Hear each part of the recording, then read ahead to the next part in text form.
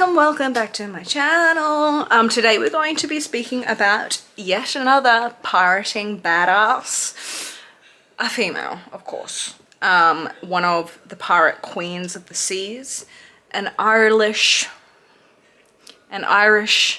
girl named Grace O'Malley.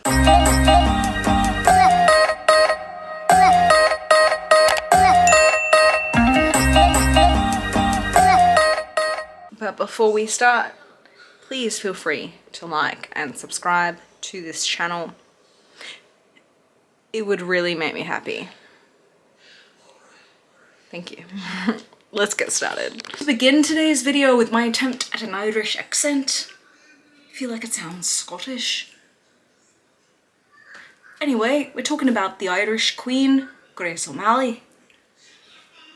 We're talking about the Irish Queen, Grace O'Malley, in case you could not understand what I'm talking about. Grace lived in the 1500s. She was a mother of four, and the tales about this pirateer are frankly legendary. Birth to a child, and then immediately going into battle at sea, to being a staunch defender of Ireland's independence.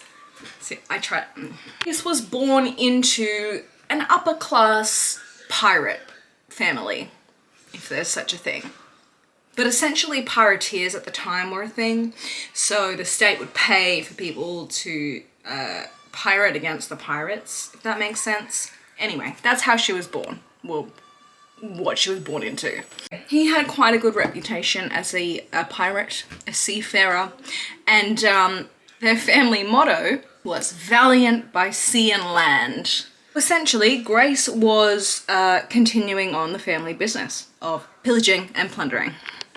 Now, Shakespeare would be proud of young Grace because she had to cosplay as a boy to be allowed onto the ship at the age of 11. It was not a thing that a young girl did, so she chopped off all her hair and convinced her father to let her on board, and she started pirateering as an 11-year-old boy. So her family was successful and she learnt the ropes young. She learnt the ropes. No, I'm gonna stop doing that. I just feel like it's offensive at this point. It came time to marry at the ripe old age of 15. Yeah, you heard that right.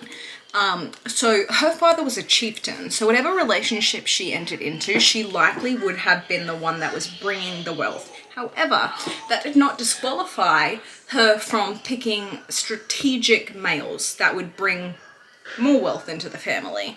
And when I say her, I mean probably her parents, you know. Soon after their marriage, he died fighting. Because that's kind of how most pirates died, was fighting at sea. And he had many ships, and she inherited all of them. So, good on you, Grace. Now, in the 8 years that they were married, she birthed 3 children with Donald. 2 girls, 1 boy. She wasn't a regular mom, she was a cool mom. No, I'm kidding. She literally was like the leader of men.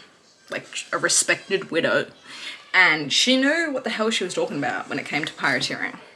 Married a second time, and she married a man named Richard Burke. Aaron Burke.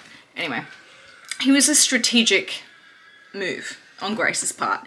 He was a talented land fighter, which I assume means pirate, but instead of ships it's on the land, and she inherited yet another castle. But when I say castle, I sort of just mean like a brick establishment that's a tower. That's more what I mean. Another castle. They were only married a year before Grace reportedly screamed out the window, "Richard Burke, I dismiss you." They separated, but they were actually legally married, but they weren't together for whatever's happened. Long marriage, she fell pregnant. She fell pregnant to her son, Toby Ships, because she really liked boats. And this is one legendary birth story. I'm not very much into birth stories because they traumatized me, but this one's good. In 1566, Grace was at sea, 9 months pregnant with her fleet, and Toby decided now was the time to be born. So she birthed the son, Toby, on the ship, and that was the second the second most eventful thing that happened that day. Ship was then attacked by corsairs, and she fought. Damn did she fight. And she led her men to victory, probably bleeding out of the uterus and birthing a placenta at the same time. She took over as chieftain of the clan. It was a rarity in those day and age to have a female leader, but she did it anyway because she didn't give a fuck. At the time, England was taxing the shit out of Ireland, and she didn't want that. She was not accepting that, not for one moment. She decided to turn around and give her own tax onto passing ships. Essentially, she had her castles positioned in particular places where she could observe any vessel that passed by, and she would tax them, and if they did not pay, she would raid them and destroy their stuff.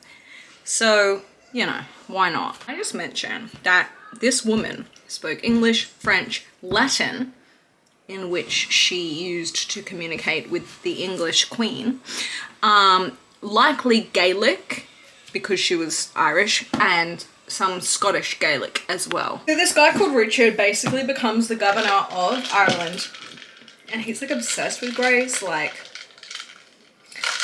and so he throws her into a cell.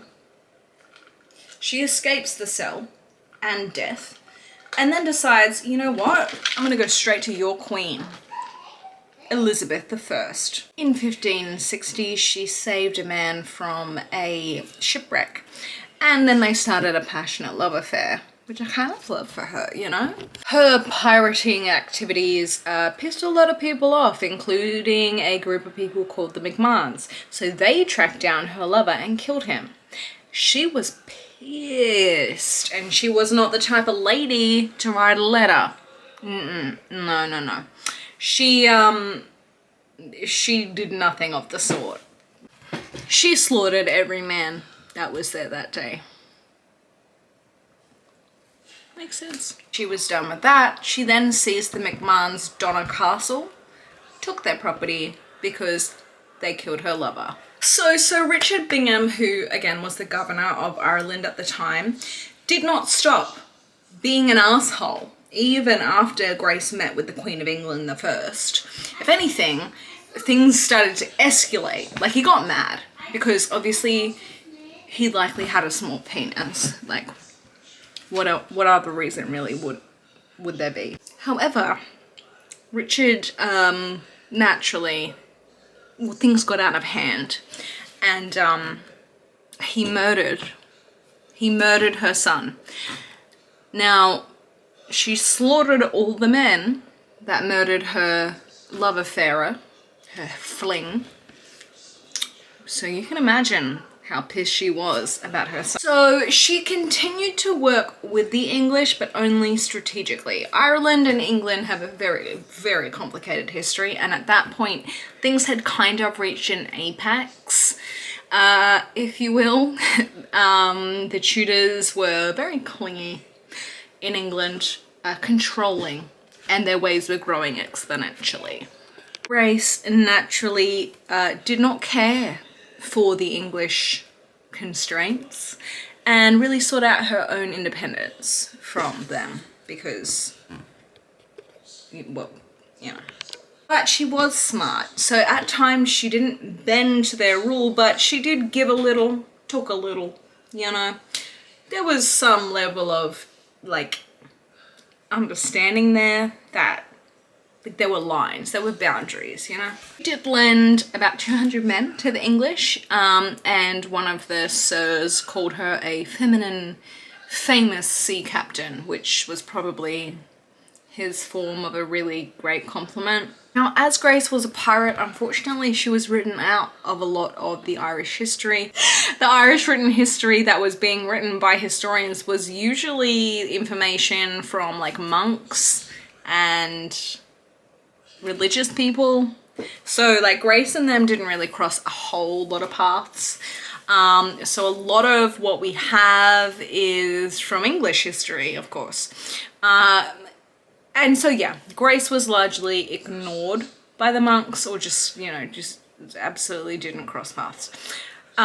So it actually is very hard for us to pinpoint the exact and precise location and date of her death. However, modern historians believe that Grace died at Rockfleet Castle in 1603, which is, by coincidence, the very same year that English Queen Elizabeth I died.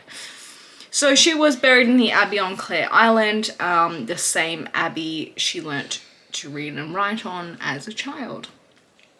So during her life, some considered Grace a bold and courageous heroine, although some thought of her as a cutthroat thief and very vicious mother of Thor. I think all of those are a compliment personally. The O'Malley's motto again, powerful by land and by sea, definitely an accurate description of Grace.